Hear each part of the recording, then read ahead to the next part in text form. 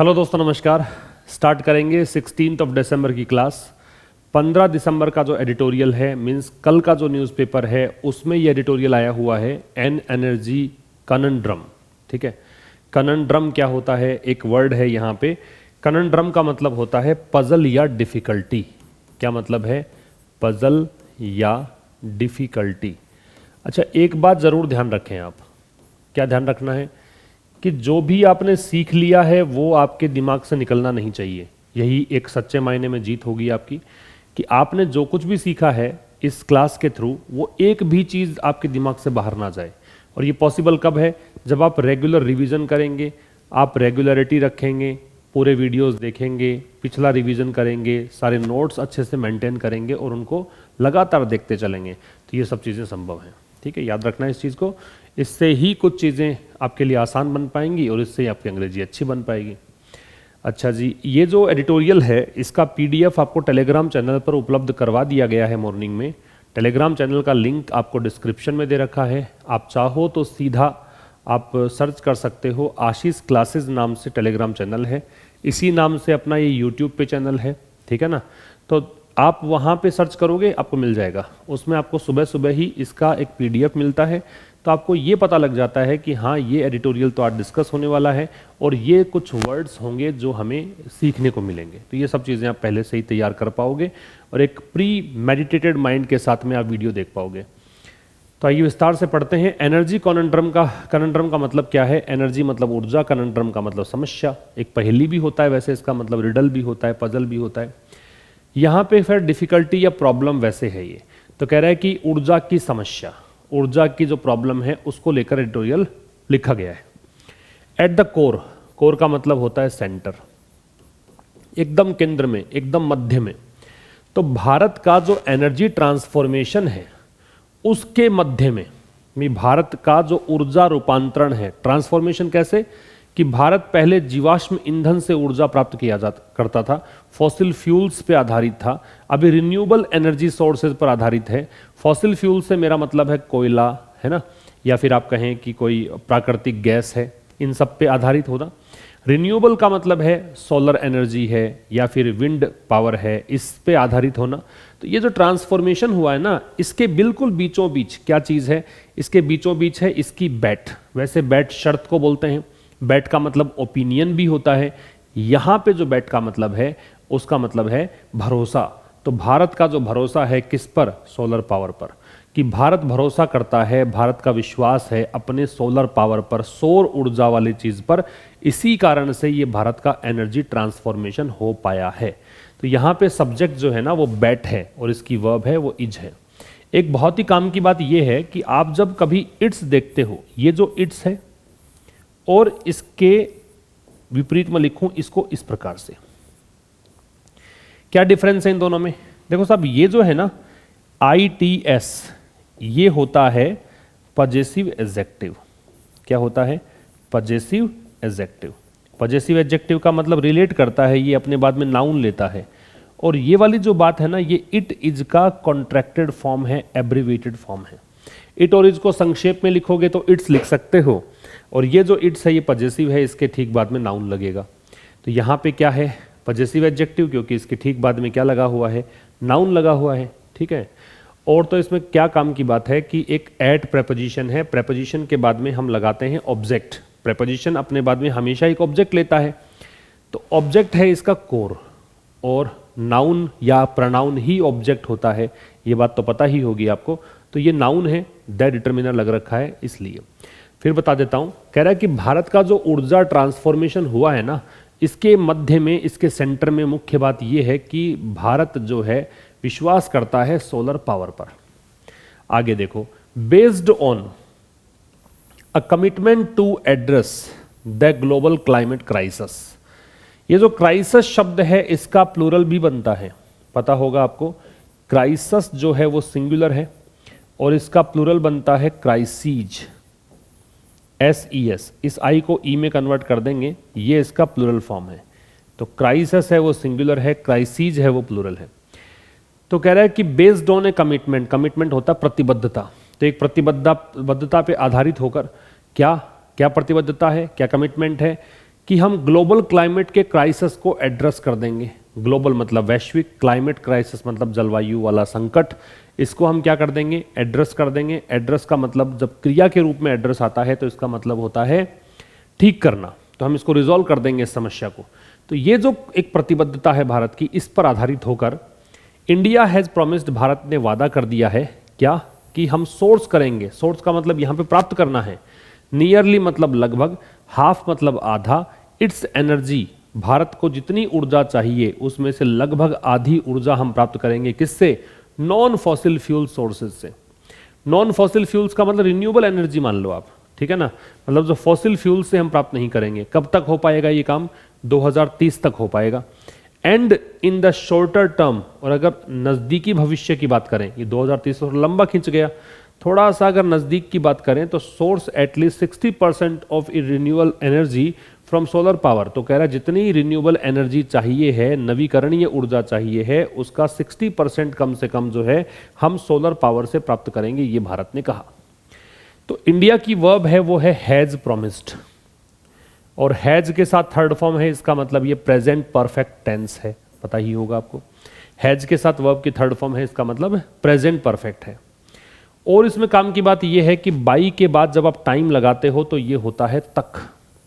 By के बाद जब आप समय लगाते हो तो इसका मतलब क्या होता है, तक। और इसमें काम की बात क्या है, ये देखो पजेसिव एडजेक्टिव आ गया इट्स, और एनर्जी है वो इसका नाउन हो गया। बेस्ड के साथ में ऑन लगता है, ये ध्यान रखना है। कमिटमेंट के साथ टू लगता है, ये ध्यान रखना है। तो हालांकि ये कमिटमेंट के साथ टू लगा के ये जो दे रखा है तो इन्फिनिटिव दे रखा है आपको, तो इस पर आधारित होकर कि भारत ने एक वादा किया था कि हम ग्लोबल क्लाइमेट क्राइसिस, मतलब पूरा विश्व ही कह रहा है कि जो ग्लोबल क्लाइमेट क्राइसिस है, वैश्विक जलवायु संकट है, इससे निपटेंगे। तो इस पर आधारित होकर भारत ने वादा कर दिया है कि लगभग आधा जो इसको एनर्जी चाहिए है वो एनर्जी कहाँ से प्राप्त करेगी। सोर्स का मतलब यहाँ पे गेट या गेन है, प्राप्त करना है। तो ये प्राप्त करेगी किससे, नॉन फॉसिल फ्यूल सोर्सेज से। कब तक, 2030 तक।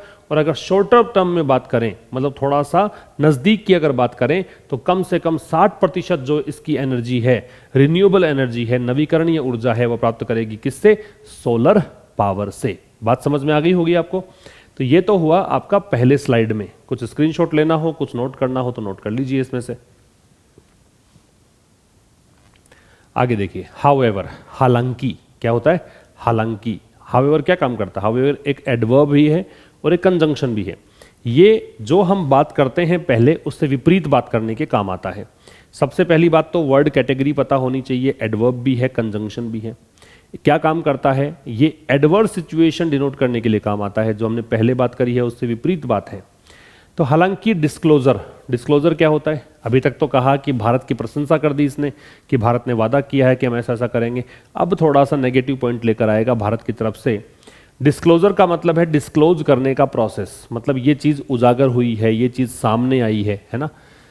तो एक डिस्क्लोजर हुआ है पार्लियामेंट में, किसके द्वारा, minister for power, new and renewable energy, मंत्री के द्वारा। मंत्री कौन है, मंत्री है विद्युत, नए और नवीकरणीय ऊर्जा मंत्री।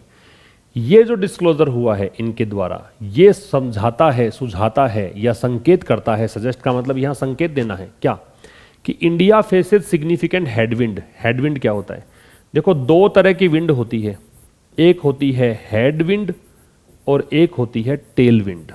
दो तरह की विंड है, एक होती है हेडविंड, एक होती है टेल विंड। हेड का मतलब क्या होता है, सर, और विंड का मतलब हवा। अगर सर की तरफ हवा आए, आपके मुंह की तरफ हवा आए, तो वो हवा, आप सोच के देखो कि ऐसी हवा जो सामने से चल रही है, क्या वो हवा आपकी गति को तेज करेगी या गति में बाधा बनेगी। भी अगर आवाज सामने से आ रही है तो निश्चित रूप से गति कम होगी।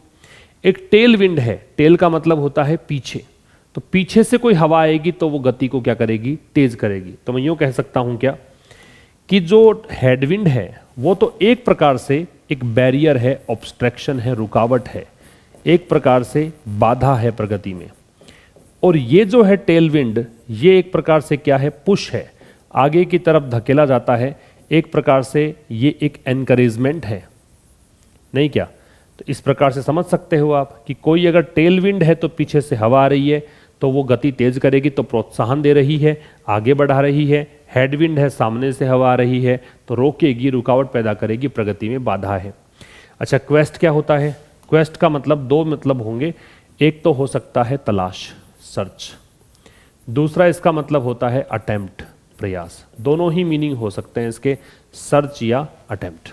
अब समझो, कह रहा है हालांकि जो डिस्क्लोजर हुआ, डिस्क्लोजर नाउन है, कैसे पता लगता है मुझे कि ये आर्टिकल है, इसके बाद का शब्द है वो नाउन हो गया। पार्लियामेंट से पहले जनरली हमें कोई भी आर्टिकल लगाना नहीं होता है, ध्यान रखिएगा। पार्लियामेंट को से पहले कोई भी आर्टिकल लगेगा नहीं जनरली। कब लगेगा? जब पार्लियामेंट को स्पेसिफिक हो। कहाँ की पार्लियामेंट? भारत की parliament, the parliament of India.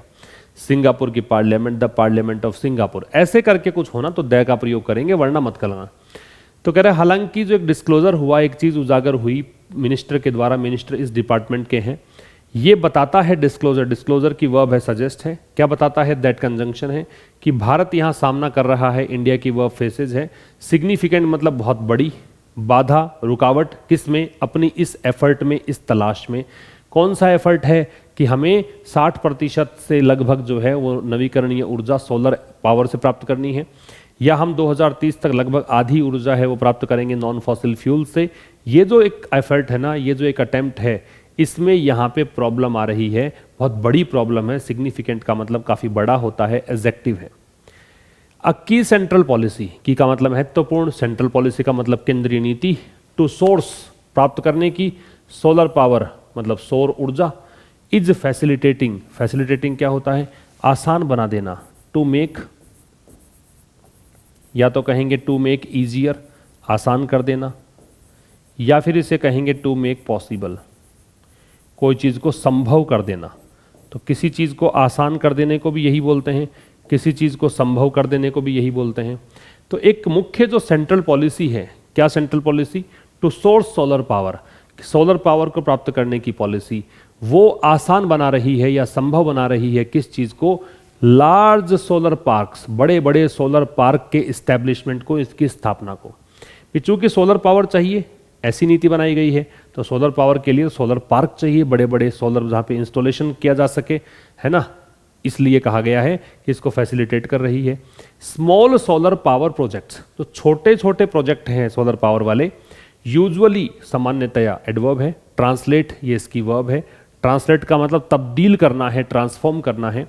To higher per unit production cost, तो ये किस में तब्दील होते हैं? हायर, कहीं ज़्यादा बड़े, काफ़ी ज़्यादा, पर यूनिट मतलब प्रति इकाई, प्रोडक्शन कॉस्ट मतलब जितनी बिजली उत्पादन में कॉस्ट आती है, अगर छोटे होंगे प्रोजेक्ट तो उसमें ज़्यादा खर्चा आएगा, इसलिए बड़े बड़े सोलर पार्क्स चाहिए होते हैं।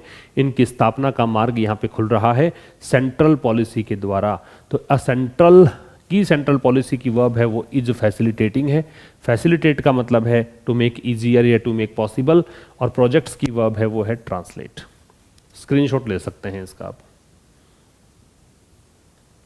नेक्स्ट कह रहा है एंड सो इन 2014, और इसलिए 2014 में क्या हुआ था? द सेंटर अनाउंस्ड, केंद्र सरकार ने अनाउंस किया था, ये इसकी वर्ब है।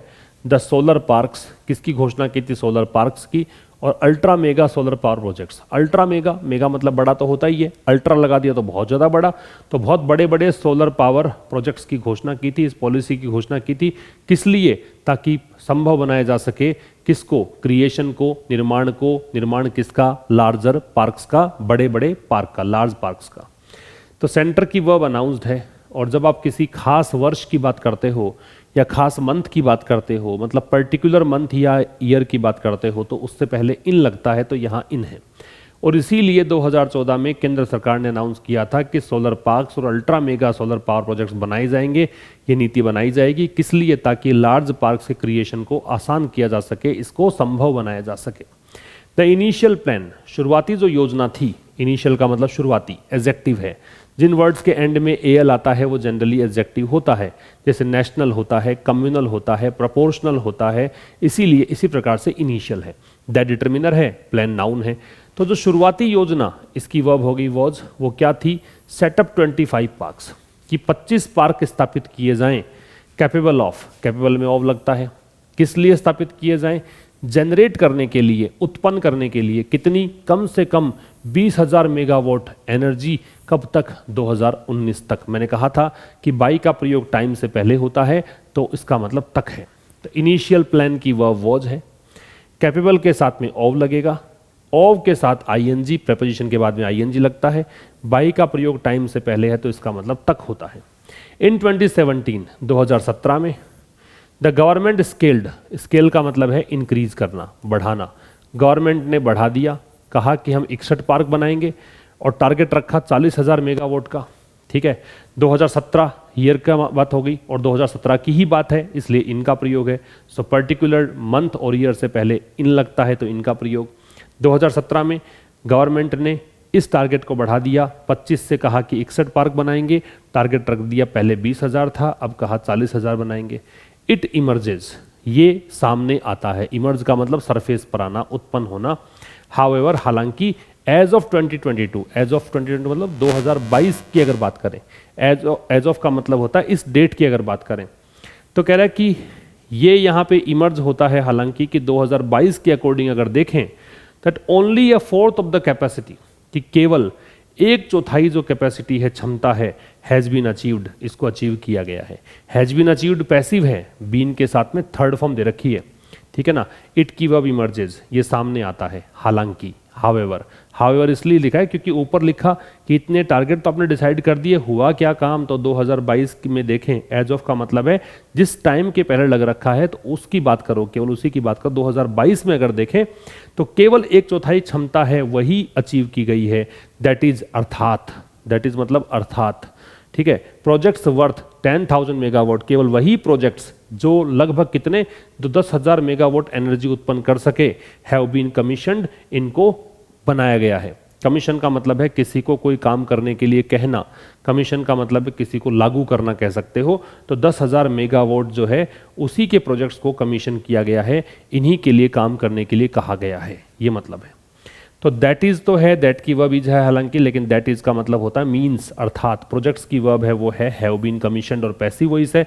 कमीशन का मतलब एक तो होता है किसी को कोई काम करने के लिए कहना और एक होता है लागू करना, ठीक है, दोनों अर्थ में आ सकता है। फिर कह रहा है 4 projects have been cancelled, 4 projects को कैंसिल कर दिया गया है।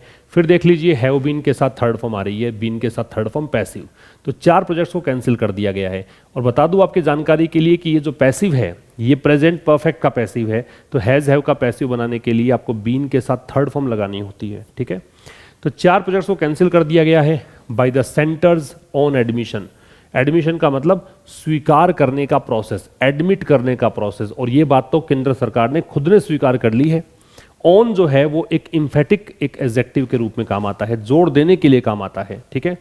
तो ये तो बात खुद ने स्वीकार कर ली है इसने कि हमने 4 प्रोजेक्ट्स को कैंसिल कर दिया, और किस लिए कर दिया? ड्यू टू टार्डी प्रोग्रेस, क्योंकि उसमें जो प्रोग्रेस थी वो काफ़ी धीमी थी। टार्डी क्या होता है लिख लो, टार्डी का मतलब होता है स्लो, या फिर इसको कहेंगे डिलेड, काफ़ी देरी से होने वाली प्रोग्रेस या फिर स्लो प्रोग्रेस। तो प्रोग्रेस बहुत स्लो थी इसलिए हमने ऐसा किया। ड्यू टू का मतलब होता है के कारण। The road blocks, road blocks का मतलब होता है बैरियर या ऑब्स्ट्रैक्शन, या तो कहोगे बैरियर या कहोगे ऑब्स्ट्रैक्शन, मतलब हो गया रुकावट या बाधा। तो कह रहा है कि जो बाधा है इन द सेंटर्स एस्टीमेट, केंद्र सरकार के अगर आकलन के अनुसार बात करें, उसके एस्टीमेट की अगर बात करें, तो हैव बीन चैलेंजेस, वो बाधा क्या रही है? वो रही है चुनौतियां। किस चीज़ में? जमीन को प्राप्त करने की चुनौतियां। एक्वायरिंग का मतलब अधिग्रहण करना, किनको जमीन नहीं मिली, और वो जमीन जो क्लियर टाइटल से हो, मतलब उसका मालिक विवाद नहीं हो, उस मालिकाना हक जिसका है उसी ने अपनी जमीन दे दी हो, क्लियर टाइटल की जमीन को मिली नहीं। Setting up infrastructure necessary to transmit power produced at these parks to the grid and an unusual disclosure environmental issues in Rajasthan and Gujarat। तो कह रहा है कि एक तो जमीन नहीं मिली, किस लिए? सेटअप करने के लिए, स्थापित करने के लिए। किसको? इंफ्रास्ट्रक्चर को, इस ढांचे को। नेसेसरी जो कि जरूरी होता है, किसके लिए? ट्रांसमिट करने के लिए। ट्रांसमिट का मतलब प्रसारण होता है, स्प्रेड होता है, एक जगह से दूसरी जगह पे भेजना होता है। तो पावर जो बिजली बनती है, प्रोड्यूस जो की जाती है, उनको इन पार्क्स में भेजने के लिए इस प्रकार के इंफ्रास्ट्रक्चर को स्थापित करने के लिए ज़मीन चाहिए होती है, वो मिली नहीं इनको। और फिर जे इन पार्क्स में जो बिजली बनी है ना, उनको कहाँ भेजना है? To the grid. ग्रिड होता है एक प्रकार का नेटवर्क, ठीक है, जो कि अलग अलग पावर स्टेशंस जो होते हैं ना, वहाँ पे बिजलियाँ भेजेगा। तो ये जो बिजली को भेजने के लिए ये व्यवस्था चाहिए थी, ये नहीं हो पाई। And in an unusual disclosure, और एक बहुत ही असामान्य सी चीज़ उजागर हुई, वो है एनवायरमेंटल इश्यूज, कि कुछ पर्यावरण के मुद्दे भी यहाँ पे हुए राजस्थान और गुजरात में। क्या हुआ? वेयर, वेयर आ रहा है एडवर्ब के रूप में राजस्थान और गुजरात के लिए। यहाँ पर जो प्रोजेक्ट्स थे हैव बीन हॉल्टेड। हॉल्ट का मतलब होता है स्टॉप। यहाँ पर प्रोजेक्ट्स को रोका गया, पैसिव है, बीन के साथ थर्ड फॉर्म। किस लिए रोका गया? बिकॉज देयर ट्रांसमिशन लाइंस, क्योंकि जो जिससे बिजली जो है वो भेजी जाती है, ट्रांसमिट की जाती है, वो जो लाइंस थी ना, एनक्रोच अपॉन। एनक्रोच अपॉन का मतलब क्या होता है? इंट्रूड करना, मतलब घुसपैठ करना, अतिक्रमण करना। ट्रेस पास भी कहा जा सकता है, ठीक है, ट्रेस पास भी कह सकते हो, इंट्रूड भी कह सकते हो। तो ये जो प्रोजेक्ट्स हैं वो एनक्रोच करते हैं किस चीज़ को? हैबिटेट को। हैबिटेट क्या होता है? आवास, मतलब इसको कहोगे आप एडोब, रहने का स्थान, living place, dwelling place of the critically मतलब बहुत ज़्यादा एंडेंजर्ड, जो खतरे में है, ग्रेट इंडियन बस्टर्ड। गोडावण पक्षी है, पक्षी की प्रजाति का नाम है ये। तो इस प्रकार के पक्षी की प्रजातियों का जो कह सकते हो कि जो आवास होता है, वहाँ से गुजर रही थी, इसलिए यहाँ पे राजस्थान गुजरात में इसको रोक दिया गया। समझना फिर से, बड़ा है ये कहने को तो, लेकिन है आसान। देखो, रोड ब्लॉक्स, रुकावटें, केंद्र सरकार के एस्टीमेट के अनुसार, केंद्र सरकार का जो आकलन था उसके अनुसार, वो रोड ब्लॉक्स की वर्ब है हैव बीन, वो रही हैं। क्या रुकावटें रही हैं? एक तो चैलेंजेस रहे हैं लैंड को एक्वायर करने के, इन प्रेपोजिशन इसलिए आईएनजी आ गया, मतलब क्लियर टाइटल की लैंड इनको नहीं मिली। किस लिए? सेटअप करने के लिए, स्थापित करने के लिए। क्या चीज़? इंफ्रास्ट्रक्चर। ये जरूरी किसके लिए था? ये ट्रांसमिट करने के लिए जरूरी था। कौन सा पावर? जो प्रोड्यूस होता है, जो बिजली उत्पन्न की जाती है। पावर नाउन है, प्रोड्यूस्ड यहाँ पे एडजेक्टिव है और पास्ट पार्टिसिपल है। तो वो बिजली जो पैदा की जाती है इन पार्क्स में, दीज के साथ नाउन प्लूरल आएगी। और कहाँ भेजनी है? ट्रांसमिट करनी कहाँ है? तो ट्रांसमिट करनी है ग्रिड में। एंड एक अनयूजुअल डिस्क्लोजर और हुआ, एक तो ज़मीन की बात आई, दूसरा यहाँ पे मुद्दा छाया एनवायरमेंटल इश्यूज़ का। कहाँ पर? इन जगहों पर। इनमें हुआ क्या? यहाँ जो प्रोजेक्ट्स थे उनको रोका गया। क्यों रोका गया? क्योंकि इनका जो ट्रांसमिशन था, प्रसारण था, उनकी जो लाइन थी, वो अतिक्रमण कर रही थी किसका? आवास का। आवास किसका? जो बहुत ज़्यादा एंडेंजर्ड, ये जो एक प्रजाति है पक्षी की, इस आवास को एनक्रोच कर रही थी, इसलिए रोक दिया गया। अच्छा, क्रिटिकली है वो एडवर्ब है, द है वो डिटर्मिनर है, यहाँ पे एंडेंजर्ड है वो एडजेक्टिव है, और ये ग्रेट बस्टर्ड, इंडियन बस्टर्ड है, ये नाउन है, नाम है, ठीक है। तो सबसे पहली जो पोजीशन होती है किसी भी स्ट्रक्चर में वो डिटर्मिनर की होती है, उसके बाद में एडवर्ब आता है, फिर एडजेक्टिव आता है, फिर नाउन आता है, ये ध्यान रखना है। स्क्रीनशॉट ले सकते हैं इसका आप। फिर कह रहा है कि not with standing. Not with standing का मतलब होता है डेस्पाइट, इन स्पाइट ऑफ, के बावजूद। ये प्रेपोजिशन भी होता है, एडवर्ब भी होता है। अभी फिलहाल इसको प्रेपोजिशन मानिए क्योंकि इसके बाद में नाउन दे रखा है। प्रेपोजिशन अपने बाद में ऑब्जेक्ट लेता है, पहचानना आसान होता है। तो इसके बावजूद क्या कि इसके दावे थे। दावे क्या थे? इंटरनेशनल पोडिया, भारत की बात कर रहा है, गवर्नमेंट की बात कर रहा है। पोडिया क्या होता है? पोडियम का बहुवचन। पोडियम जो होता है वो सिंगुलर है और पोडिया होता है इसका प्लूरल, पोडिया। ठीक है। तो कह रहा है कि इसके बावजूद कि इसने दावे किए थे अंतर्राष्ट्रीय मंच पर, क्या दावे किए थे? That it is on track, कि ये बिल्कुल ट्रैक पर है, भारत की जो सरकार है बिल्कुल ट्रैक पर चल रही है। टू मीटिंग, किस लिए ट्रैक पे चल रही है? पूरा करने के लिए। मीट का मतलब मिलना भी होता है, पूरा करना भी होता है। किसको? रिन्यूएबल एनर्जी के टारगेट्स को। इसके बावजूद इट इज नो सीक्रेट, इस बात में कुछ भी छिपा हुआ नहीं है, इट की वर्ब इज है, that India is lagging behind, कि भारत पिछड़ रहा है। लैग का मतलब होता है, लैग बिहाइंड का मतलब होता है फॉल बिहाइंड। लैग बिहाइंड का मतलब क्या होता है? फॉल बिहाइंड, पिछड़ना, पीछे रह जाना, प्रोग्रेस स्लोअर होना किसी की तुलना में। तो इसके बावजूद कि भारत ने यहां दावे किए अंतर्राष्ट्रीय मंचों पर कि भारत बिल्कुल ट्रैक पर है, किस लिए? रिन्यूएबल एनर्जी के टारगेट्स को पूरा करने के लिए। लेकिन इस बात में कोई रहस्य नहीं कि भारत पिछड़ रहा है। अच्छा, नो है वो डिटर्मिनर है, सीक्रेट है वो यहाँ पे नाउन है, ठीक है। इंडिया की वर्ब इज लैगिंग है। बाई द एंड ऑफ 2022, अब कह रहा है कि 2022 के एंड तक इंडिया हैड कमिटेड, भारत ने कमिट किया था। अच्छा, कमिट के साथ टू लगेगा और कमिट टू के साथ में आईएनजी लगेगा, ये ध्यान रखना है। टू के साथ बेस फॉर्म लगता है वैसे, लेकिन कमिट टू के साथ में आईएनजी, ऐसी कुछ वर्ब्स होती हैं जैसे लुकिंग फॉरवर्ड टू है, विद ए एवर्स टू है ना। इसी प्रकार से की टू होता है, ऐसे ही आप एडिक्टेड टू कर सकते हो, बी के साथ में यूज टू कर सकते हो। तो ये कुछ ऐसी वर्ब्स होती हैं जिनके साथ में हम आईएनजी लगाते हैं, तो कमिटेड टू के साथ लगेगा आईएनजी, ठीक है।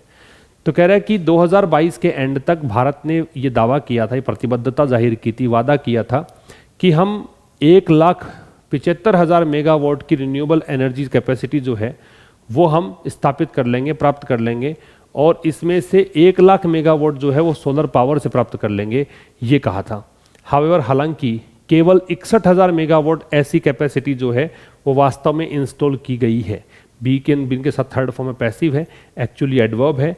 हैज़ बीन इंस्टॉल्ड है वो प्रेजेंट परफेक्ट का पैसिव वॉइस है, लेकिन वास्तव में हुआ क्या है, केवल लगभग, अराउंड का मतलब लगभग, इतनी ही कैपेसिटी जो है उसको वास्तव में इंस्टॉल किया गया है इसमें से, ठीक है। फिर कह रहा है for a few years now, अगर बात करें कुछ सालों के लिए, अगर आज की बात करें मतलब कुछ सालों के लिए, अब there has been considerable hype, considerable का मतलब बहुत ज़्यादा होता है, हाइप का मतलब बढ़ा चढ़ाकर बोलना, काफ़ी गर्मजोशी से बातें करना, ये होता है। कंसिडरेबल जो है वो एडजेक्टिव है, जिन वर्ड्स के एंड में एबल आता है वो एडजेक्टिव्स होते हैं, और कंसिडरेबल का मतलब है, कंसिडरेबल का मतलब क्या है, कंसिडरेबल का मतलब होता है सिग्निफिकेंट, काफ़ी ज़्यादा, सिग्निफिकेंट, और एडजेक्टिव है ये। हाइप का मतलब है काफ़ी ज़्यादा बातें किसी चीज़ के बारे में अगर है तो हाइप है। तो कह रहा है for a few years now, काफ़ी वर्षों से, मतलब कुछ वर्षों से ऐसी बहुत बड़ी हाइप बनी हुई है, किसको लेकर, सोलर पावर को लेकर। Solar power achieving grid parity in India. Parity का मतलब क्या है, पैरिटी का मतलब है इक्वेलिटी, इक्वेलिटी, या फिर कहोगे यूनिफॉर्मिटी, मतलब समानता, या तो कहोगे इक्वेलिटी या यूनिफॉर्मिटी, यूनिफॉर्मिटी, MITY, समानता। तो इसको लेकर था कि भाई भारत जो है उसमें solar power achieving grid parity देखने को मिल रही है। ग्रिड तो बताया ये क्या होता है, तो सोलर पावर से जो को अचीव करने वाली जो ग्रिड है ना, उसमें समानता देखने को मिल रही है। Meaning power companies are able, इसका मतलब ये हो गया कि पावर कंपनीज हैं वो सक्षम हैं कि वो इसे बेच सकती हैं एट ए प्राइस, ऐसी कीमत पर जो लोअर है, कम है, या फिर एज मच एज, उतनी ही कीमत पर जितने कॉन्वेंशनल सोर्सेज से प्राप्त होने वाली बिजली को बेचा जाता है। पारंपरिक तरीके से जो बिजली उत्पन्न होती है, जिस दर पर उसे बेचती है उसी दर पर ये बेच सकती है, या इससे कम दामों पर बेच सकती है, इसके मायने ये हुआ है। But this does not account for, account for क्या होता है, अकाउंट फॉर का मतलब होता है to form a total of something, to form a total of something, मतलब किसी चीज का पूरा भाग बनाना, कि कोई चीज़ को कितना कवर करता है। लेकिन ये कवर नहीं करता है किसको, सब्सिडीज़ को या कंसेशंस को। ना तो इसमें सब्सिडी को कवर किया जा रहा है, ना कंसेशन को, मतलब एक ही बात है, छूट को। फ्रंट लोडेड, वो छूट या वो कंसेशन जो कि फ्रंट लोड होती है। फ्रंट लोड का मतलब लगभग जो पेमेंट है उसका लगभग हिस्सा पहले पे कर दिया जाता है, उसको फ्रंट लोड बोलते हैं। तो वो कंसेशन या वो सब्सिडी जो फ्रंट लोड की जाती है गवर्नमेंट के द्वारा, इतना भी कवर नहीं करता है ये। जिसकी वर्ब है वो डज नॉट अकाउंट है। तो सब्जेक्ट है, देयर से स्टार्ट जब भी करोगे इन्वर्जन आता है, तो हाइप की वर्ब है वो हैज़ बीन है, ठीक है। और पावर कंपनीज की वर्ब है वो आर है। इसके बाद दिस है, इसकी वर्ब डज नॉट अकाउंट है। और तीन ये वर्ड दिख रहे हैं, पैरिटी का समानता है, अकाउंट फॉर का मतलब to form total of something है, फ्रंट लोड का मतलब है किसी धनराशि का लगभग हिस्सा पहले ही पेमेंट कर देना, एडवांस में पेमेंट कर देना।